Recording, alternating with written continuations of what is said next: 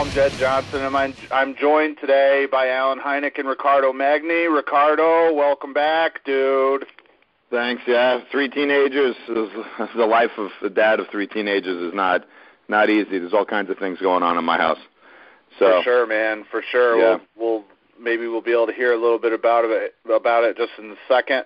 Sure. Everybody, you're listening to episode 49, and I invite you to go back and listen to episode 48 also.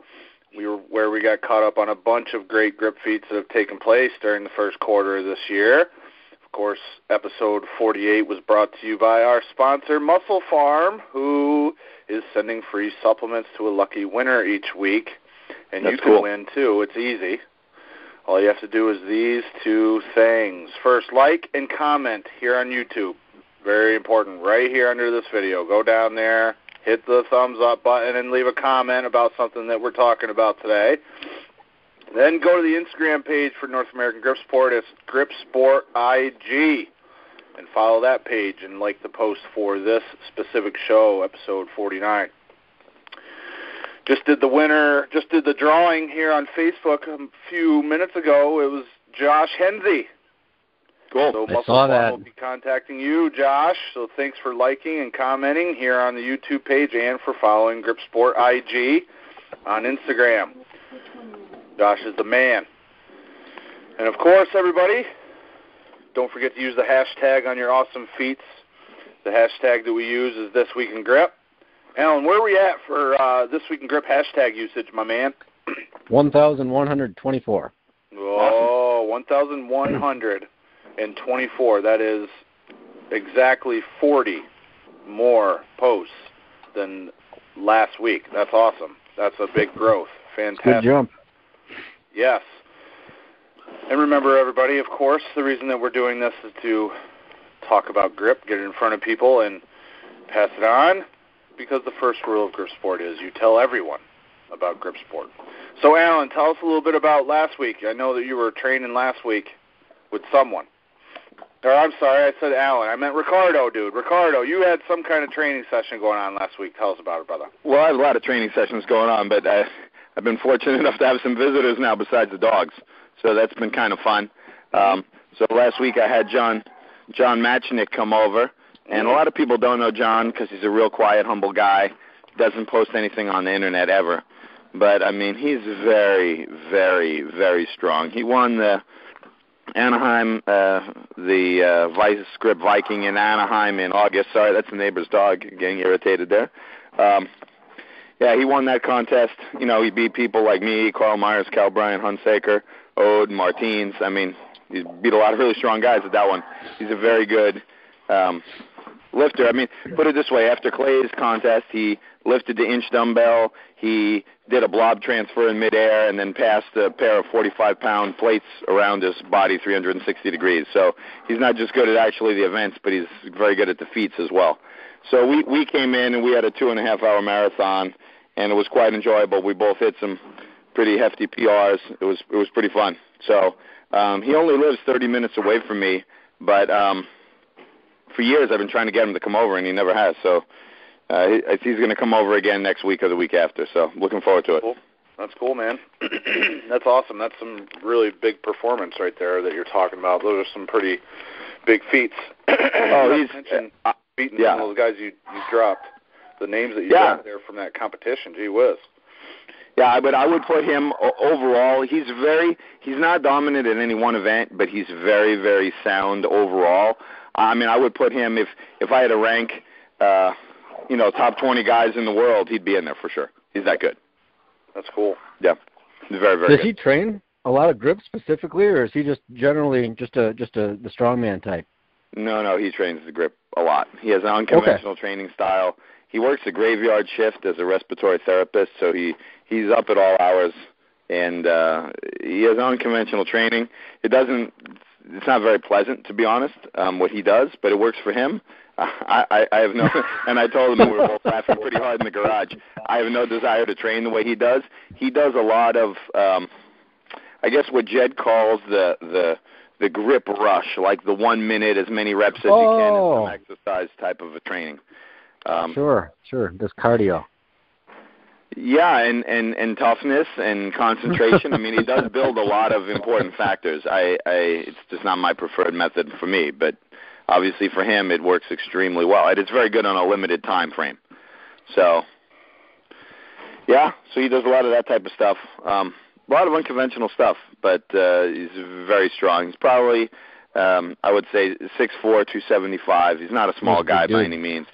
But very, very well-rounded, like I said. Cool. So, you know who else? And a heck of a guy, a fantastic guy. I mean, very, very nice. He's just very quiet and doesn't put any of his stuff on the computer. You know, he's just, yeah. That sounds a lot like Lane Snook. Lane does a lot of like repetition work, right? Far beyond a count that I would normally do, and he does it on a routine basis, and then doesn't put barely anything up online.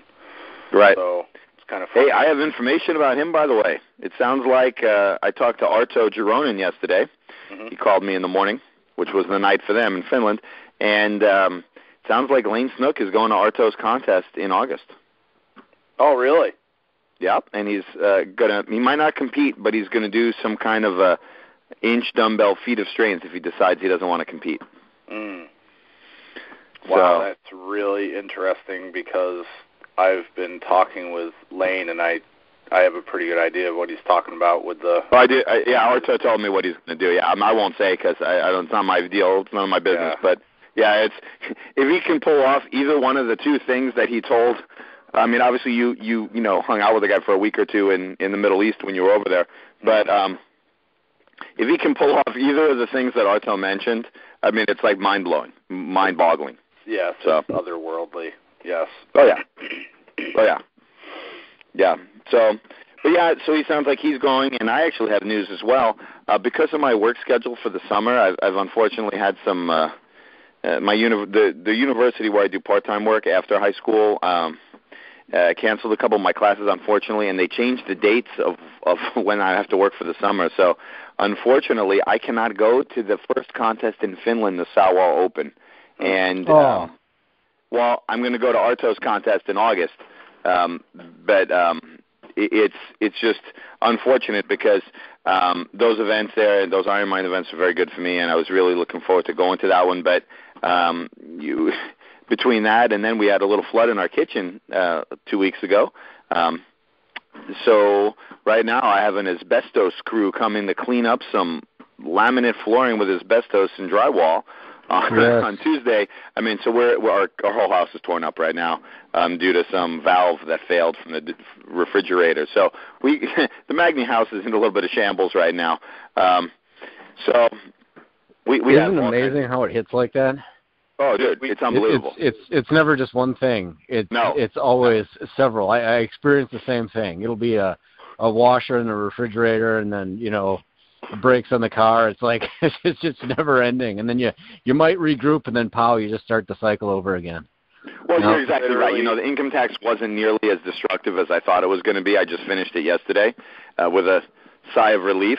But then, my daughter tells me, I look at the tires on her car. Those need to be replaced, and so do mine. So, it's like you just said. If it's not one thing, it's another that sneaks up and just, hammers you. So, so unfortunately, I can't go to that. I've already let the people, in Finland know, Joni Mahanen and Jesse Pignoni, and it's a bummer. But at the same rate, I am going to go in August. So to Arto's contest, different events. So I'm still going to go. And it just had to change the date because, again, I have to start my summer classes when I'm supposed to be over there. So, I'm just trying to look at it with a silver lining. At least I'm going to get to go. And Arto's a fantastic guy. And I'm just going to, kind of move along, so to speak, because getting upset doesn't help anything. Yeah. So, when you get a remodeled kitchen out of the deal.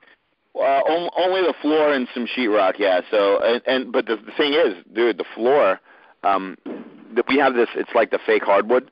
We have to pay our deductible, of course, which is $2,000. So that's, like I said, that's not. I don't exactly have that lying around at this point. But what happened with the floor? We have this laminate floor throughout. I would say 2/3 of our house. So you're looking at I don't know, 12 or 1,400 square foot of laminate flooring because it all is continuous. There's no break with the door that's going to have to get replaced. It's going to be a massive undertaking. So, whatever. That's why you pay insurance. I've never made a homeowner's claim in 20 years. But let's get back to the grip stuff here. So I don't want to bore people with the saga of my life here. Yeah, okay, we'll go ahead and do that. Sorry to hear about that, brother. Yes. We just had, like... All right, it's just one more challenge, Jedd and Alan. Yeah. Just one more challenge to overcome. Yeah. So. We just had something similar happen, and we just happened to be here when it took place, so we were able to avoid a lot of that mess, thankfully. Dude, this happened in the middle of the night. Like it's almost comical. You guys are going to laugh at my expense, which is totally fine. I mean, I guess we go to bed, the kitchen's fine, and the thing was leaking out of the valve where the water supply goes to the fridge to make the ice maker and the little water dispenser thing in the fridge. In the morning when I get up to take the dogs out to take them for a walk and they go train, I start stepping on the floor there. Water starts coming up, like the dogs start stepping on the floor and licking up the water. I was like, oh my gosh. So I turned off the water, but we thought it was a pipe that broke in the slab. And thank God it wasn't that. That would have been even worse. Yeah. So. Wow. Yeah, just crazy. I mean, I still have the images of the dogs, my buddy Diesel there, your buddy Jedd. Yeah, man. Stepping on the hardwood floor to make the water come up so he could lick it up. Wow. You know, why go outside when it's right there, So. Sure. Yep. Yeah. Crazy. Well, everybody, we're planning a shorter show today. Everybody's busy again on this Sunday afternoon as we record this on the 25th of March. And earlier in the week, I thought of something that I ran it by the guys, and they thought it would be a cool thing to do. When I was doing grip strength radio, I think there were one or two times where I just kind of sat down with an issue of Milo and just kind of went through it and talked about the cool grip stuff that was going on. And I asked if these guys would want to do that because I guess all three of us get Milo, right, guys? Absolutely, yeah. Yes. Yeah, so I thought we'd go through it and look at it, and then once we get through that, I guess there's other information I didn't know going on about Milo. But, I mean, I haven't even gone through this yet, so I really don't know what's in it. I just took it out of the plastic. Well, there's a great picture on page 61, Jedd. If you haven't seen what it yet. page? 61. 61. I'll go right to 61. Yeah, you see some familiar faces down there. Good one, Alan. That shoulder doesn't have your sense of humor down. That's good. Look at this. Look at who's this skinny guy here in the bottom left-hand corner, dude. Yeah, I know. It's weird to see me, minus 60 pounds, but it's better for sure. Riccardo Magni competing in the 220-pound class, the flyweight class. That's right. Top time on the COC silver bullet hold using a Captain's of Crush number 3 gripper, 19.88 seconds. Yeah, I will tell you, as I've lost weight, it's been harder for me to do the number 4 in training. It's and I don't know if it's just body weight dependent or my grip has decreased a little bit on that specific thing, but aren't that many, lighter, skinnier guys who do the number 4 in silver bullet hold in practice? So I'm wondering, I'm just building my way back up to it, but just wondering what the deal with that is. It just could be something with me personally, but. Yeah, I wanted to do the 4 there, and it didn't happen. So is this the one where it was online and you kind of fumbled with it and then finally just yeah, because I couldn't set it. It was too heavy. Yeah, exactly. That's exactly correct. I did fumble with it, yeah. Yeah, I remember seeing the shock on your face that you were you weren't expecting to have that kind of trouble. No, no. But again, I overshot my weight cut a little bit. I was certainly tired from the day before, and I just it wasn't. It was one of those days. It didn't click, and luckily I had at least the wherewithal and the training background to just calm myself down, just do the 3, and hang on as long as possible to win the thing. Right. So, yeah. Right. Even though that's not that impressive of a time, 19.33 on a number 3 gripper. I mean, it's kind of a lame time, but considering where I was in the competition and everything that had transpired to that place, I mean, it was a good performance. Well, I bet if you go right to the 3 at that point, you're able to get it seated better. You're in much better mindset. You probably double that time if you start with the 3. Yeah, or at least 30 seconds for sure. Yeah. I would. Yeah, but whatever. It doesn't matter. It learning experience for sure. Mm-hmm. So, yeah. And then, to be honest, there was more than the other competitors could do on that given day, and so that was positive for me. Got what you needed. Yeah, I needed it. Is right. So there's an interesting article here. I didn't read any of it, of course, but I'm on page 20, and it says ice for injuries, help or hindrance. And I was wondering what your guys. There was an interesting article. Yeah, I saw it too. Yeah, for sure. The guy didn't come to a conclusion in the end. Right. It was one of those clickbait ones, where it's like, yeah, some people have luck, some people don't, and try it, and that was kind of the gist of it. At least that's what I got out of it. He sort of explained the back and forth about it and some of the anecdotal, evidence that went along with it. But ultimately, it sounded like it's kind of an individual preference sort of thing. Mm-hmm. So that's the sort of I like it when somebody just takes a stance and says ice or don't. I don't like that kind of article, to be honest with you. I'll tell you, there's a guy out there named Dick Hartzell that I've seen speak probably a dozen times who is adamantly against ice. That's the jump stretch band guy, right? Yes, the band guy, correct. The only time he said he would ice is if there was a broken bone, I think. A lot of people think that's definitely not the way to go, is ice, actually. Yeah. But then there's equally as many that say absolutely do it. So there's companies that make all their business on manufacturing products that make areas of your body cold. Yeah, exactly. And then now there's all this equipment, these fancy schmancy wraps to hold the thing in place, and absolutely. Oh, there's definitely an industry on it for sure. Definitely an industry. And his claim to fame was when he was working with high school athletes and teams, he would traction their foot, meaning he would kind of do what's known these days as a voodoo floss, and actually distract the joint, pull it apart, separate it using band tension, and then they would end up back in the ball game. So they would twist their ankle, they would be all screwed up, ready for 3 weeks out on the bench. He would traction their foot, compress it with band tension, and put them through a few movements to, get everything firing again, and then they'd be right back in the game. No ice. Well, Alan, you might not want to hear this answer that I'm going to give you, but I think it depends, because it's not very specific. I think it depends on the injury. I think in some cases, in more minor injuries, the more minor the injury, the less icing is going to do for something. But in fact, it might make it worse. But I think in some injuries where it's somewhat severe, icing at the very least it's going to numb the thing temporarily, depending on what kind of analgesics or other kind of painkillers the person is going to be taking. And the swelling is the body's natural process, right? It's a natural defense mechanism to let you know, hey, dummy, you hurt yourself here. Maybe you should take it easy. So, it does increase blood flow to warm it up, though. That's the other thing, right? Obviously, the body has to send more blood there eventually to warm up the area, because otherwise it doesn't want to be cold.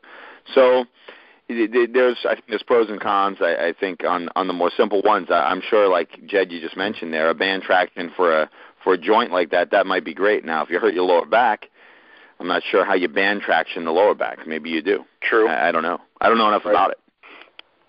There is a good technique actually for traction in the lower back. Years ago when the jump stretch bands came out, and he was very awesome to listen to, Dick.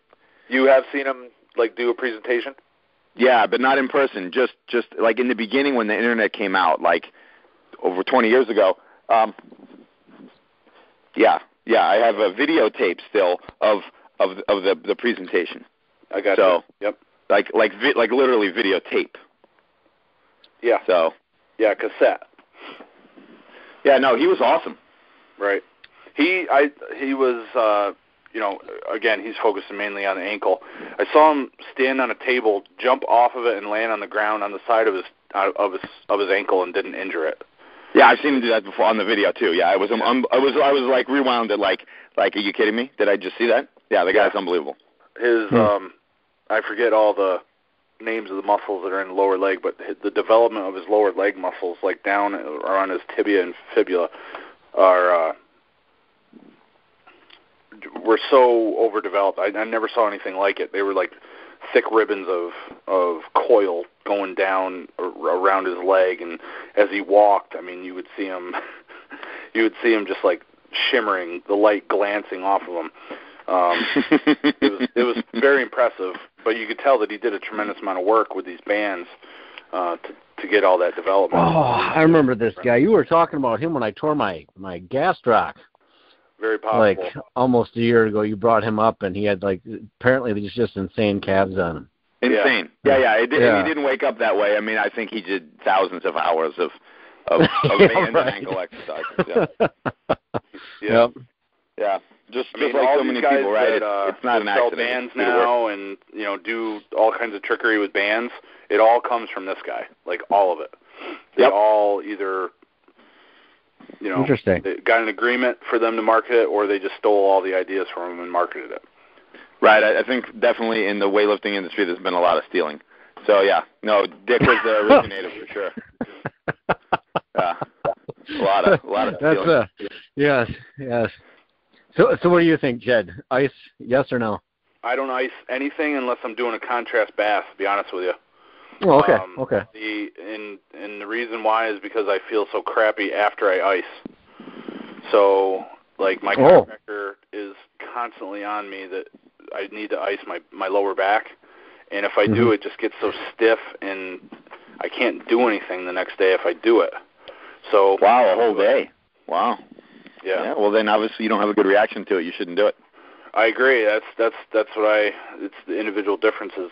I have much better luck with just mobility work and things along those lines if I'll actually do it to get a good result than icing. And then if as far as my hands, really the last time I iced my hands was probably, I don't even think I iced my hands when I hurt myself in the strongman show that I did in August of 2016, right before Living Legends. And I don't think I ever iced my hand when I hurt it in on the hub in November. I just stretching, mobility, stuff like that. Wow. Yeah. Yeah. I think again for some things it works better than others. For me, on the bigger joints, I absolutely do ice. The things like when I tore my pulley tendon too, I tried icing. It didn't do anything.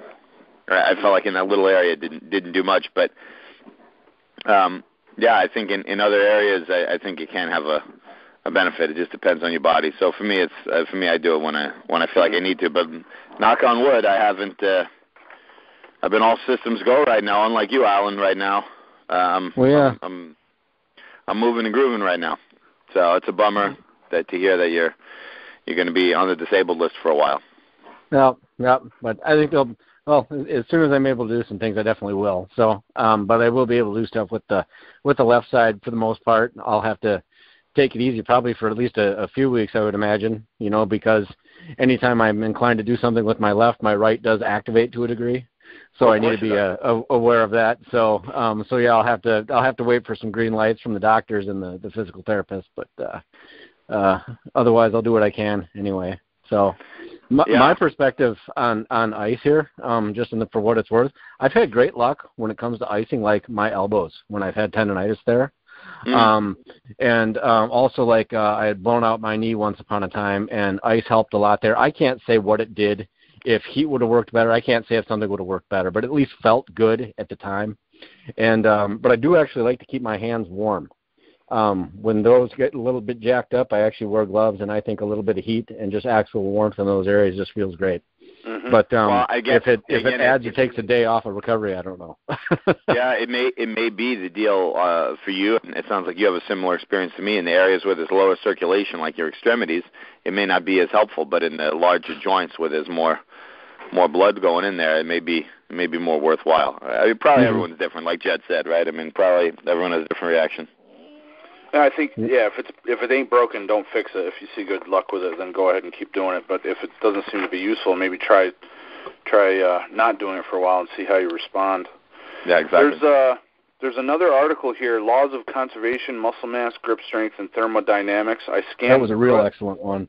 That was? Yeah, I scanned through. I didn't see much about actual grip training. I think it was just talking about, it said longevity and grip strength.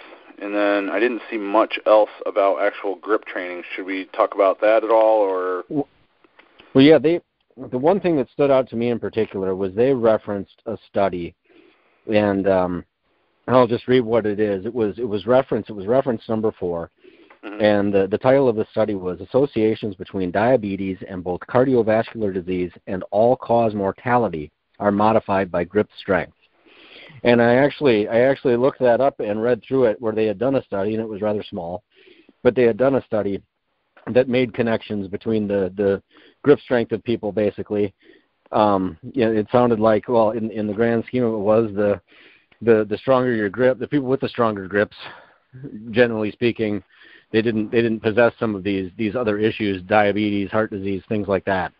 So which I would equate to being, I guess, more or less healthy all over. The healthier you are in general, the the less likely you are to have those things. But that was just one of their studies. I just thought it was really interesting. Yeah, it was pretty cool. I didn't realize there was any there that they referenced. Yeah, right at the end of the article. And it wouldn't have dawned on me that I actually didn't know that type 2 diabetes was hereditary until I read something in one of those studies. So I thought that was just what the price you paid later in life when you beat yourself up too much when you were young, pounding on the sweets all the time and keeping your blood sugar levels too high. I didn't know there was a family component to it, actually. So.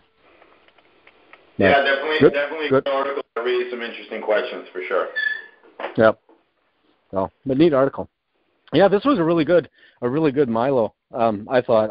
Normally when I get them, I kind of thumb through and I just more or less scan for pictures, to tell you the truth, and see if I recognize any people. Riccardo's usually a face in there, as well as Eric Roos, and then you see other people, Tukalov and a lot of other familiar faces, but those are the main ones, and that's kind of where I hone in after that, reading some of those results. Otherwise, they've had some neat, programming stuff through the years and in different things, but then other stuff that just doesn't really apply to me so much. But I see there's an entire Rolling Thunder back and arm program in this by Karsten Jensen, which, man, that name seems familiar. Does that name come up a lot in Eric Ferrillo's podcast that he does? Is that where I'm hearing that name from? Or is this just a name that I see in Milo a lot and I'm not drawing a connection? I'm not. I actually haven't heard this name. Yeah. But boy, you look at a picture of that dude. He's got a forearm on him. Oh yeah. Yeah. Looks like he puts the work in. That's for sure. Let's see. Yeah. Well, yeah. Other than that, I only read those couple articles, so I didn't get much of a chance to glance through the rest of it. But yeah. But it sounds like we're not going to be getting to see these anymore. I'm actually going to miss that. Personally, I didn't realize that this was actually a quarterly publication. I just thought there was some months where I just didn't get it. Oh, so, yeah. Yeah, I think it's always been quarterly. I'm not sure. I thought it was always quarterly. I have all my Milos pretty much in one spot. So it goes June, March, September, December, June, December, September, March. It looks like it's always been quarterly, at least for quite some time. Okay. Of course, I started getting them back when they were the smaller versions. They started out big, then they got small, and now they're big again, like a regular magazine. So I've been a subscriber for quite some time. I know that mainly the things that I would always look at was who were new Captains of Crush, and then also who were new to the Red Nail roster. And then I see in this one the only new Red Nail bender is Frank DeLuca, but they used to do a write-up for both a little bio for each new COC and each new Red Nail guy, and they quit doing that around, I don't know, I think it was the issue that Luke was going to be in when he bent the Red Nail. So that was probably like 2014, 2015. And then, well, maybe they're just doing that on the website then, because they still seem to have a little bit. They had that guy Mike Murray from Canada for the COC3. He was in there. It's on right, they're doing that, but not the Red Nail. That's what I'm saying. The gripper closers, like 3, 3, 5, or if there was somebody that shut a 4, they would have been in there. But the Red Nail is just, they have the name They just have a list. They don't do the bio. Yeah. Well, I don't know. I mean, maybe, I don't know, only one person can answer that, and that's Randy. So. Yeah. Well, that was just what I was, that's always been what I've looked for. So. And I love this photography. This is, now I'm seeing like the third article on grip strength. So usually I know there's a lot of stuff in here on Olympic weightlifting and that kind of seems, and then of course strongman, but that kind of dominates the thing, and then there's not as much about grip anymore. So I just kind of page through it, see who I know in there from grip, and then that's basically it. But I was always going to be a perpetual subscriber just as a collector. So right. To hear that they're shutting it down, where did that announcement come from? Was that on the website, Riccardo? Yeah, on Iron My News. Iron My News. I check Iron My News pretty much every day just to see what's cooking. And yeah, they just posted it. Yeah, I think right Friday. After this last one came out. Yep. Yeah, I think it was on Friday. It came up there, and I was shocked. My jaw dropped, to be honest, you guys. Yeah, well, it says 25th anniversary issue on the front page, or on the front cover, too. So, right. Well, I think this was the 100th issue, so I'm guessing that after 100 issues, I guess that's a natural stopping point if unfortunately, for whatever reasons, the thing has to end. Mm-hmm. So, I'm sure there's an economic component just like everything else in life. Well, and people aren't paying for this. At least I'm not. Mine's always just showed up. Mine's always just showed up. It's nothing I've ever sent in like money annually for or anything like that. So I guess I thought when you bought a product that just put your name on the list and they sent it to you. I guess I don't know. When you say you subscribed, Jedd, you signed up or something somehow? Yeah, I paid for it for years, whether I still do or not. It was always associated with a Christmas present or a birthday present, which both are. Oh, okay. So interesting. I didn't fill anything out. It was always, I think my wife did it. So. I see. Yeah. So as far as whether we're still paying for it or not, I don't know. I really don't know. Oh, weird. So maybe they are free now. I'm not sure. I know Paul Knight said one time that all of a sudden he got a couple in the mail. So I just kind of took that as it was a little promotion to try to get more subscribers. But for all I know, maybe it's just a free thing, like you said. Maybe it just comes out periodically. Yeah. No, it's $80 a year, guys. It's $20 an issue. So if Randy's sending it to you for free, I think that's a nice gesture that he's doing from a business point of view. Are you serious, Riccardo? Go on the website and look. $80 a year, $20 an issue for a subscription, yeah? Oh, my gosh. I'm not kidding you, man. I've been getting this for years. I haven't bought one. Great. I seriously thought, like, hey, you bought I bought a ton of Iron Mine stuff. Well, maybe you sent it as a thank you for all that. I thought that's how you got on the list. I just thought you buy my crap, just like, you go to, like, Cabela's or something and you buy something, you start all of a sudden getting their catalogs. That's kind of what I thought. Yeah, but this is a little different than a catalog. I mean, there's a lot of time and energy that I'm sure goes into Right. That's why I was like, that's why I thought, I didn't realize it was quarterly. I just thought they kind of sent it to me when they felt like it. I figured it was a monthly thing, and I was just getting them once in a while. So, yeah, weird. No, you can poke around the Iron Mine website when you get a chance, Alan, especially when you're recovering from your operation. I think you'll see that there's definitely a subscription and definitely, magazines are just something that with the advent of the Internet, magazines are starting to get phased out simply because they're too slow. Right? I mean, it's kind of a lost art with magazines because the information's on the Internet sometimes seconds after the thing happens, and now you got to wait 3 months to get the information. It's just, I'm sure that the subscriptions were tailing off as a result of, I can't say I'm sure because I haven't talked to Randy about it. I did send him an email expressing my kind of condolences for Milo because it's something that I've definitely looked forward to for many years. I have the first issue. I bought it afterwards, but I bought it just to have a copy of it. And then, for years I've been a subscriber and it's sad because it's something I always look forward to seeing. I love the strongman write-ups. The Olympic lifting is cool. Randy's a great photographer. I mean, his pictures are top-notch. Oh, no doubt about that. Yeah, interesting to hear his personal angles when he goes to the contests and the stuff he reports. So, having now participated in many of the grip contests he reports on, it's interesting to see, compare my own mental perspective on these contests to what goes into the story. That's always interesting for me. So it is indeed $79.95 per year. I just looked that up. $80. Wow. Yeah, I'm pretty good with numbers. So if I tell you the number, it's pretty cheap. Sure. Well, no, it's just like I said. Not often I get freebies like that. I had no idea people were paying for something, and I just been getting it. Okay, cool.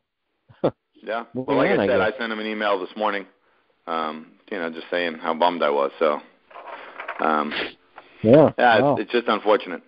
So, maybe there's been times that I've taken like 5 of these on trips and looked at them, either in the car or on a flight or something like that, and you go back and it's all right in front of you. So you're like, and they might not be like the last 5 issues. I'm talking about 5 random ones that I pull off a shelf.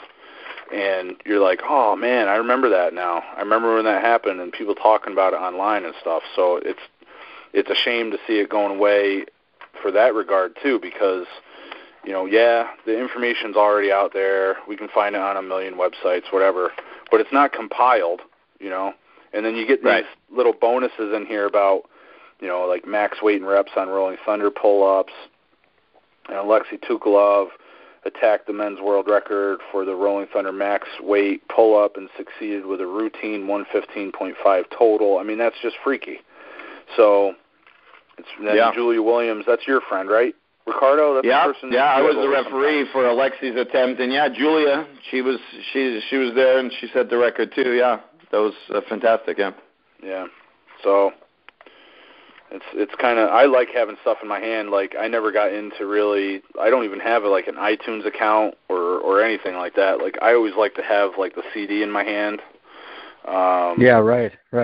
So I did get into downloading MP3s and burning my own mixes and stuff like that, and albums and stuff like that, but it was always cooler. It was always much, much cooler. Like, if I downloaded an album and really liked it, I would go buy the album because I like to have it in my hand and have it in my collection saying that this is mine. So,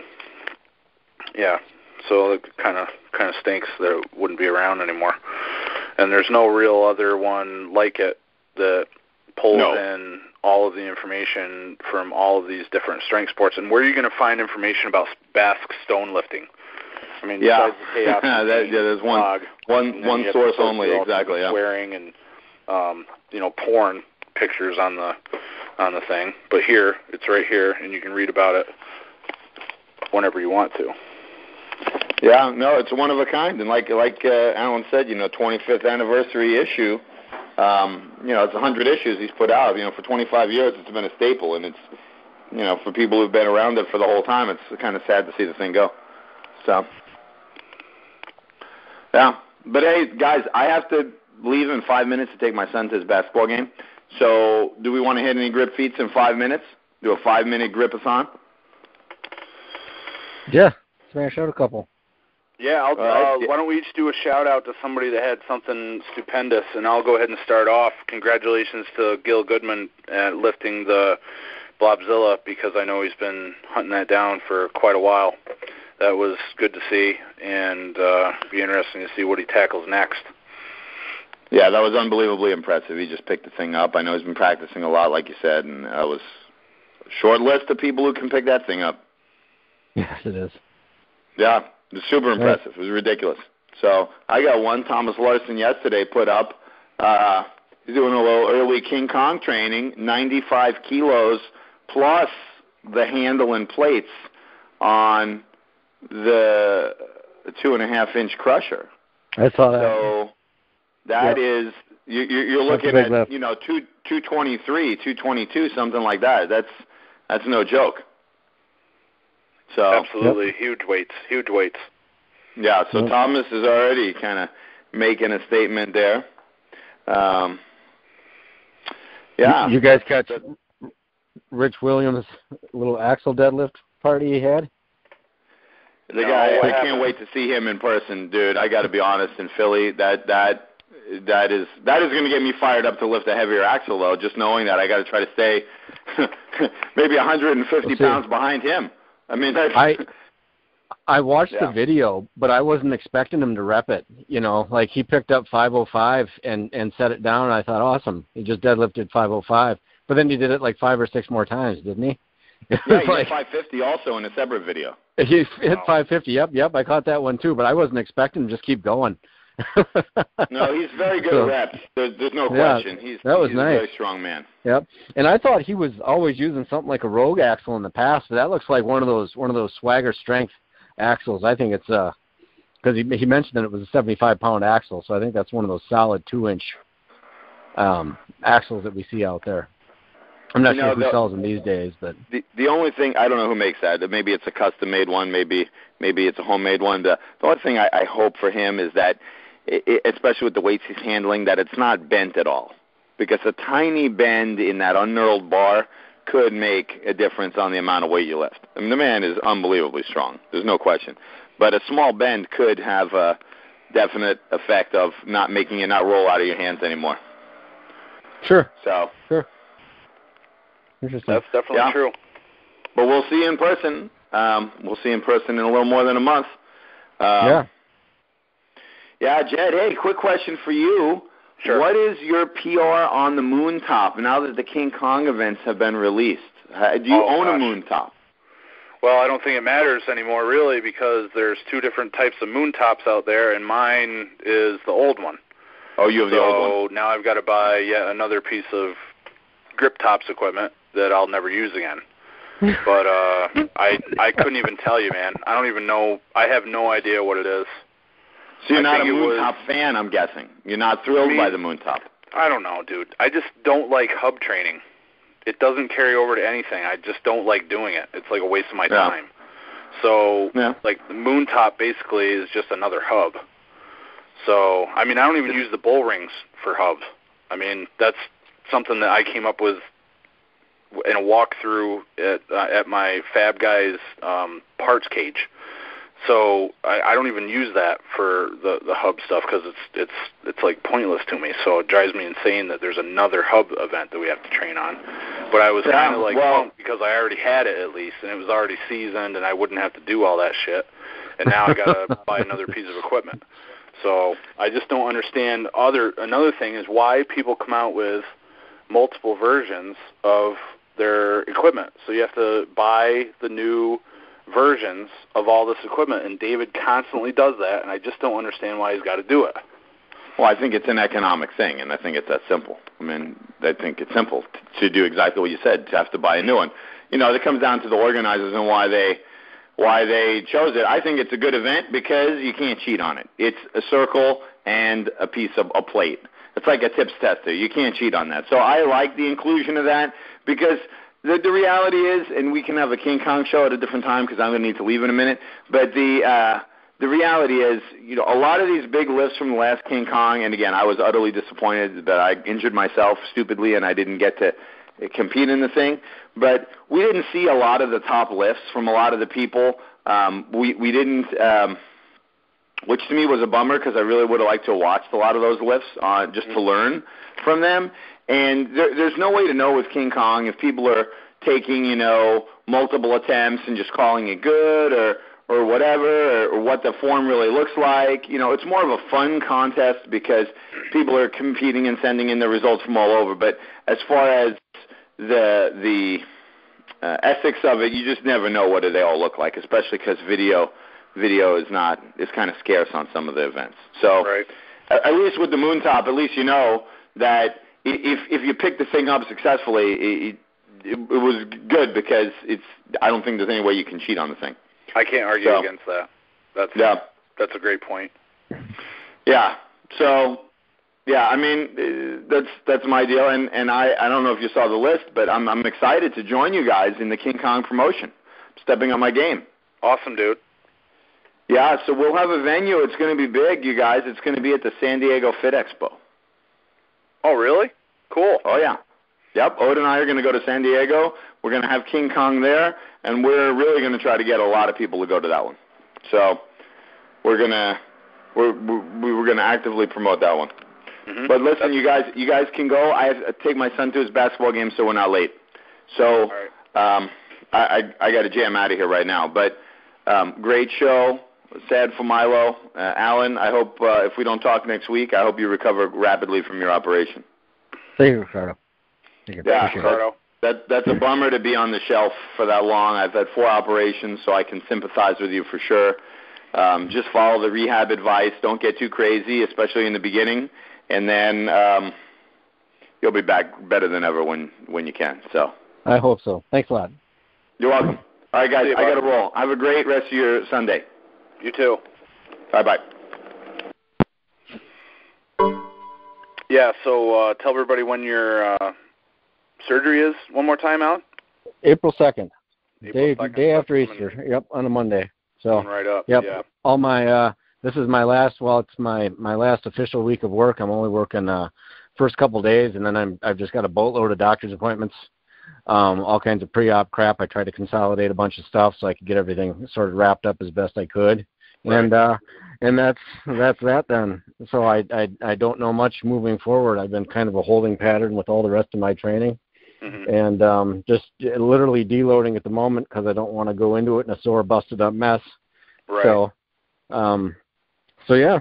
So that's about all I got. I have no idea what I will or won't be able to do after the fact at this point. So I'm just kind of lost at the moment. But we'll get back there. Maybe come out of it with a 6 set of calves like Dick Hartzell and perineal muscles or whatever those are. What are pectineal? I don't know. I can't remember. There's like muscles that go up the side of the ankle, and I'm rusty. I'm rusty on all that stuff. Yeah, it's funny that you don't even think about that stuff. You just work the area and let everything else kind of deal with itself, Yeah. Just start picking apart the individual groups.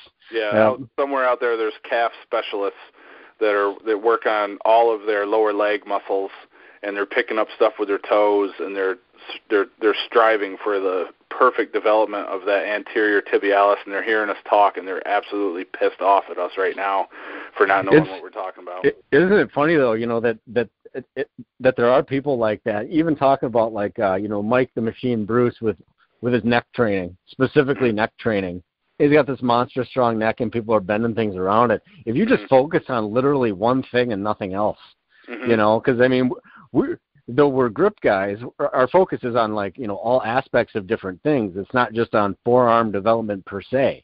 Imagine if you just dumped all that and just went to get the biggest, baddest forearms ever. You'd have every little bitty bump popping out that you've got in there. There's right now things untapped. Just because of the other specific things you're doing, you're not kind of hitting the whole works, Yeah. Just a neat thought. True. But all right. All right. Well, cool, man. Well, I definitely wish you the best of luck, Alan, and stay in touch. And I guess if you have time, we'll do a show next week, and then we'll have to go from there. It's going to depend on how you're feeling, of course. Yep. All right. Well, okay, I guess that wraps up episode 49 already. Yeah. Almost been doing this for a year of This Week in Grip. So everybody make sure you like, share, and subscribe, and do what you need to get involved with that muscle farm stuff. I tell you, Jedd, I don't know if you've ever tried those Combat Crunch bars. Mm-hmm. Stuff? But it is. I like the cinnamon twist and the cookie dough, but I haven't been able to find them in the areas that I live. And I saw the picture that James Redarita has posted. I hadn't even seen that flavor that he's got, that chocolate cake or whatever. I can't remember. So, well, I tell you, yeah, that's a good indulgence, but you don't have to feel bad after eating it, So it actually does something for you. So cool. Anyway, that's it for this week, and we'll be back next week with another one. We'll see you then, guys.